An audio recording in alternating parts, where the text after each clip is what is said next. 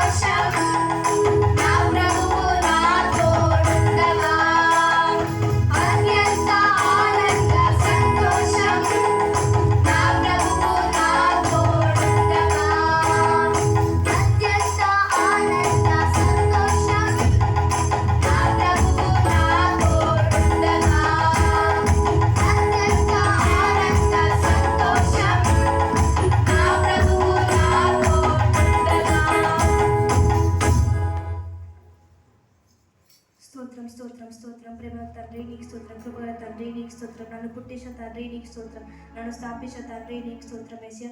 మమ్మల్ని సజీవ లెక్కలో ఉంచినందుకు నీకు స్తోత్రాలు ప్రభా ఏసయ్య. సంఘాన్ని అభివృద్ధి పరచండి ప్రభా, సంఘ సరిహద్దులు విశాలపరచండి ప్రభా ఏసయ్య. సంఘానికి ఎవరైతే రాలేకపోతున్నారో వారిని మీరు సకాలంగా మీ సంధికి నడిపించండి ప్రభా ఏసయ్య. దైవజనం జ్ఞాపకం చేసుకోండి ప్రభా ఏసయ్య. వారు చెప్పే వాక్యం మా హృదయమైన పలక మీద రాసుకునే కృపను దయచేయండి ప్రభా. స్తోత్రం ప్రభా, స్తోత్రం ఏసయ్య. సండే స్కూల్ పిల్లల్ని జ్ఞాపకం చేసుకోండి ప్రభా ఏసయ్య. వారు పాటలు పాడుచుండగా వాక్యం చెప్పుచుండగా మీరు మంచి స్వరాన్ని దయచేయమని, ఈ కొద్ది చిన్న ప్రార్థన తప్పకుండా క్షమించమని యేసుక్రీస్తు నామమున ప్రార్థించి అడిగి పొందున్నాం పరమ తండ్రి. ఆమేన్. హల్లెలూయా.